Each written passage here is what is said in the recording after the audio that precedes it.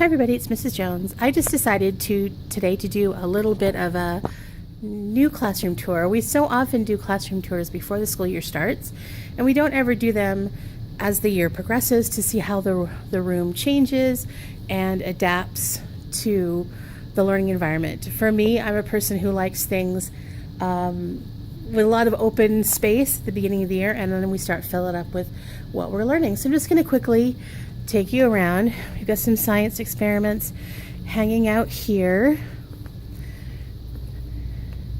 And our student supply center is being well used. I have added a few things over here at our learning center area about voice levels and some learning center expectations. I'm very lucky that I do have a parent volunteer who comes in every Tuesday and Thursday now, so it's great that he or she can supervise the learning center, which is awesome. The thing I'm most excited about is that I managed to get rid of all the books that were here in this closet and the books that were way up here and not accessible, because I decided to bring in this shelf from home. I saw a number of teachers who had the metal shelves, really liked how they looked, and decided to bring in a small one right here to hold the books, and so now they're all out. So over here we have our conflict corner. This is where we talk to kids about their behavior and get them to apologize to each other and figure out if it's bullying or conflict. I decided to move this around. I was doing a lot of my teaching from here, and I just felt like I was so far away from the students, and so I moved everything around. I got this great stool. It's a counter height stool, which is perfect because the kids can sit in it, and they do sometimes. And for me, it's perfect because I don't have to sit up too high, but I'm still higher than I would sitting on a chair. So I have my document camera here, and my computer here, and anything else that I need: pick sticks, pencils, markers, timer, that kind of stuff. But I can sit here, and I'm a lot closer to the big television screen, so I can interact with it, and I just feel like I'm not quite so much in the corner. So we've got now our classroom rules up here at the top. We've got our class points. I realized I didn't have the date anywhere. I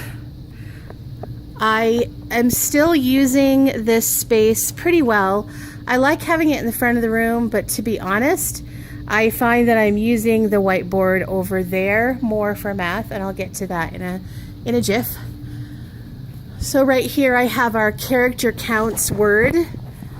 Each month we have a character counts assembly where students are recognized for showing evidence of this particular trait, and for August it's respectful.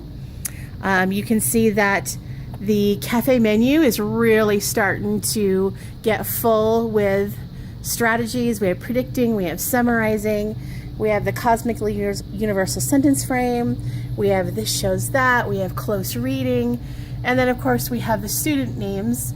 I have finished all of my IRIs, so my students are here by their goal.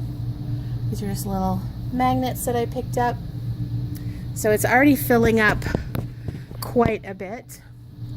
I've got our grading system here, which is new for this year. I've started my word nerd wall with my word parts. We've done a couple of weeks of this. So we've got a couple of weeks worth of affixes on there. You can see how things are looking down here. Quite messy, but yeah, that's welcome to a teacher's life. And my file cabinet is really full. So up here at the top, above this whiteboard, I've got the first verse of the Star Spangled Banner and the Pledge of Allegiance.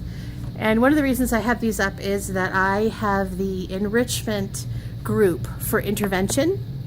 And what I have always done is vocabulary. And I start with the Pledge of Allegiance and vocabulary in the Star Spangled Banner, because there's a lot of, this is something they're very familiar with, but there's a lot of words in there that they really don't know, like hailed, perilous, ramparts, gallantly,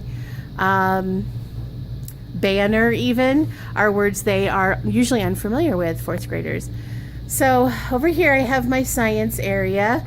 We're working on cycles of extinction right now. I've got my scientific method posted here.